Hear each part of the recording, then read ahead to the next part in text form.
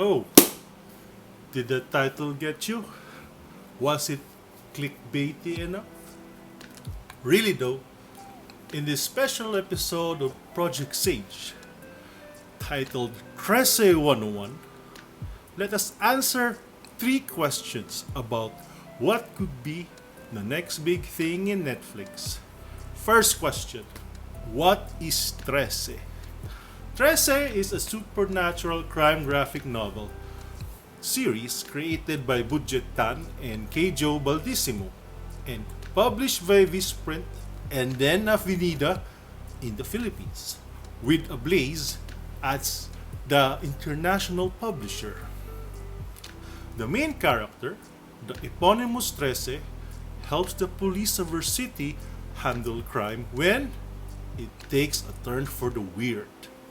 It is also a love letter to the stories that inspired the authors, whether they be the old folk tales from Philippine myths or spandex clad superheroes from comic books. This is the series that frames those influences into storytelling panels of crime fiction. The series by this time has 7 books of the main story and a few spin offs and several ancillary tales. It has won several book awards and each release is eagerly anticipated. The series itself has a dedicated following in the Philippines. Just follow its Facebook group and you can get several fan fiction ideas and fan art posted, shared, and ruminated on a regular basis. This is the series that is getting an original Netflix anime.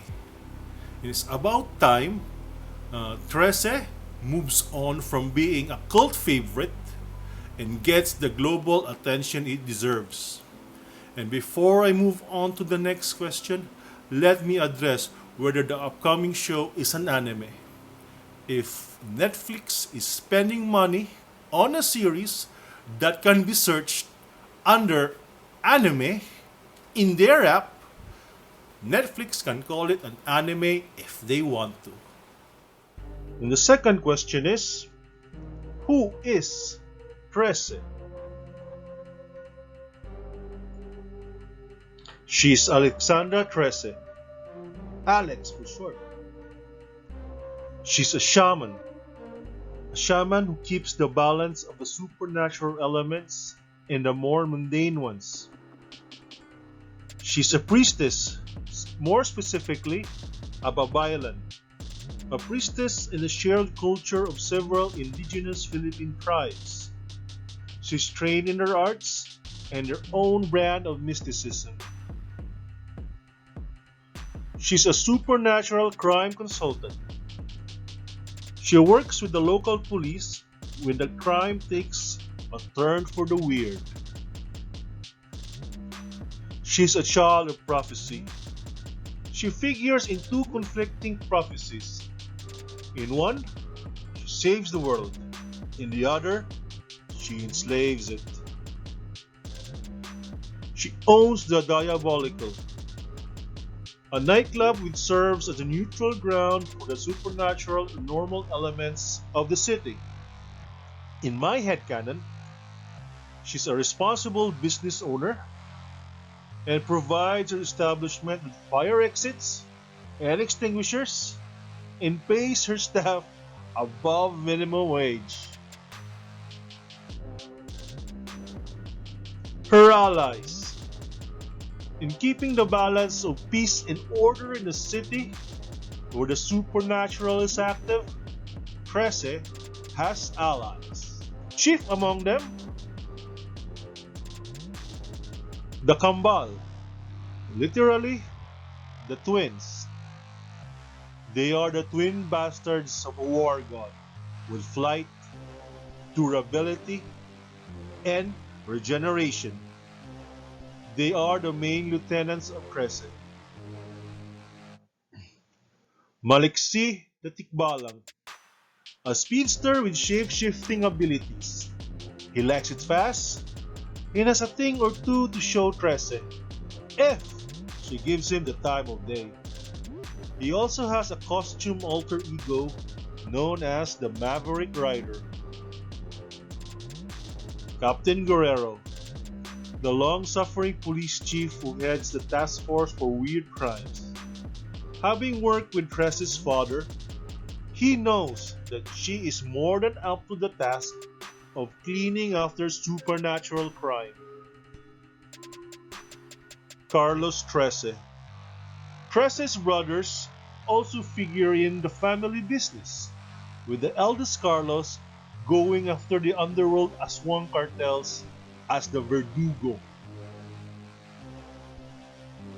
San Telmo. Trese has a massive fire elemental on speed dial. With large-scale firepower at her disposal, she can turn around any dicey situation. Metalero. Metalero serves as Trese's weaponsmith, having forged her signature Chris blade. Manuel. Apparently, she counts on Manny Pacquiao as an ally. I mean, Manuel. He's technically Manuel. And of course, Spunky, the coroner crime lab technician. This guy has the best name in comics, Spunky! Just make sure to wash your hands after meeting him. With a name like Spunky, you don't know what he was doing before you arrived. The villains of this piece. Trese has gone up against formidable opponents through the years. The Madame, a mysterious benefactor of the urban poor who has returned after a long exile. She resembles a dead dictator's wife. She's known to vex Trese since she covers her tracks very well. Talagusao, a war god with savage strength and cunning, who has pushed Trese to the limit. The Aswang crime gangs. They flout the treaties that allow the supernatural to mingle with the normal folk in Trese City. They deal in human flesh and other monster materials. The storm elementals of the Bagyon tribe. This tribe has been known to traffic in human sacrifices for favors, and they are a constant thorn in Trese's side. So, whether you are an elemental, an aswang, or a maligno, whether you are Satan or an elder god, Trese will deport your storybot to the underworld if you ever step over the line and upset the delicate balance of her city. Okay, the third question is how to get into Trese. The best way to get into Trese are through the books. There are currently 7 graphic novels of the series available right now. Book 1 is Murder on Balete Drive. Book 2, Unreported Murders. Book 3, Mass Murders. Book 4, Last Seen After Midnight. Book 5, Midnight Tribunal. Book 6, High Tide at Midnight. And the latest in the main series is Book 7, The Shadow Witness.